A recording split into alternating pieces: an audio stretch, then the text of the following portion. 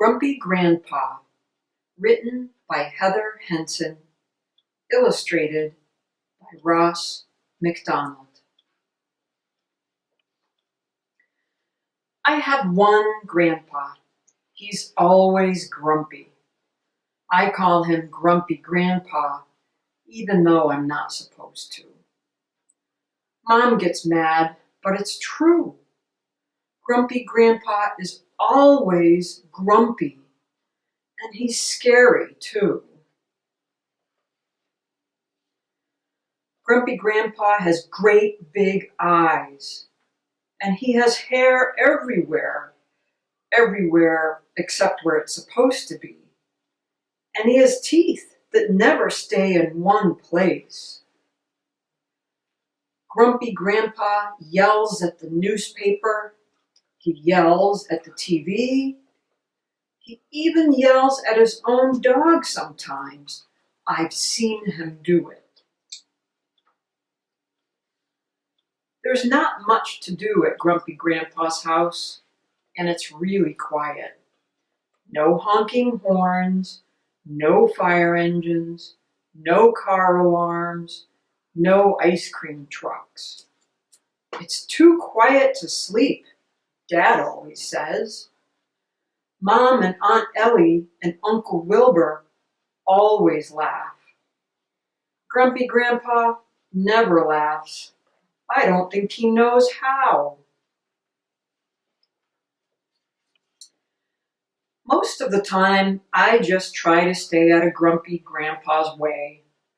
I don't want to be yelled at like the dog or the TV or the newspaper. It's not as easy as you'd think. He's quicker than he looks. And another thing, you have to watch where you sit. You never know where Grumpy Grandpa has left those teeth. In the afternoons, Grumpy Grandpa takes a nap. Then everything has to be really, really quiet. Everything except for Grumpy Grandpa. He snores so loud, it's like a cave full of grizzly bears. And he roars just like a mean old lion if something accidentally wakes him up. Mom says that naps make you feel better. But I don't think it's the same for Grumpy Grandpa. I think naps make him feel worse. After his nap, Grumpy Grandpa always disappears. The dog disappears with him. You'd think the dog would need a break, but he sticks to Grumpy Grandpa like glue. Grumpy Grandpa drives pretty fast for somebody who doesn't see so well. He makes the chickens fly. I didn't know chickens could fly. He makes the tractor fly too. I know tractors aren't supposed to fly. Where does Grandpa go every day? I ask Mom. I think he just needs some time alone, Mom says. This doesn't make any sense to me. If he wants to be alone, why do we drive 2 whole days to get here and stay 2 whole weeks? Why do we have to come here anyway? I grumble. The next day, after his nap, Grumpy Grandpa doesn't disappear like always. He takes me prisoner. When we come to a pond I've never seen before, Grumpy Grandpa heads for a tiny boat. Then he hands me a fishing pole and tells me to sit still. We sit still for a long, long, long time. Where are the fish? I ask. Shh, Grumpy Grandpa says. Maybe they don't like worms. Shh. Maybe we should come back when it's not so hot. Shh. Maybe we should have brought something to drink. Shh.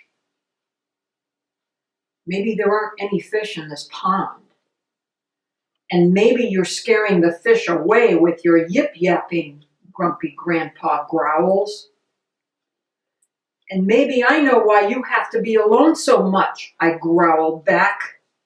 And then I stand up so I can run away. But I forget one thing. I'm on a boat. And then I'm not on the boat anymore. I'm in the water. But I'm not alone. I look at Grumpy Grandpa, and Grumpy Grandpa looks at me. And then something strange happens. Grumpy Grandpa starts barking, just like the dog. Bark, bark, bark. Grumpy Grandpa is laughing. I didn't even think he knew how. He sounds so funny, I start laughing too. You'd think we'd get out of the pond right away, but we don't. We just sit. You know something? Grumpy Grandpa says. I shake my head. When I was little, I used to swim all the way across this pond. I look at Grumpy Grandpa. I can't believe he was ever little. And I can't believe he could really swim all the way across this pond. And when I was little, I used to run across that field just to see how fast I could go, Grumpy Grandpa says. I look at the big green field.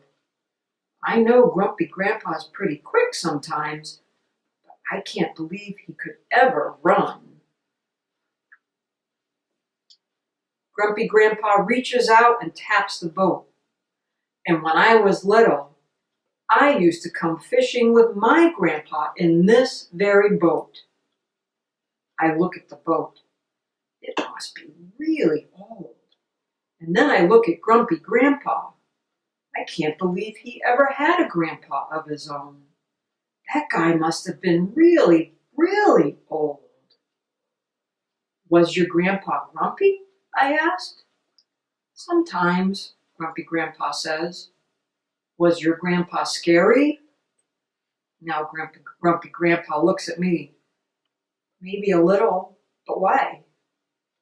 Grumpy Grandpa doesn't answer right away, and when he does, it's not with a roar or a growl or even a bark. It's more like the water in the pond, soft and kind of nice. Maybe sometimes he forgot what it was like to be little. We climb back into the boat. I'm still not sure about fishing, but now I don't mind sitting so much. For some reason, Grumpy Grandpa doesn't seem so grumpy anymore.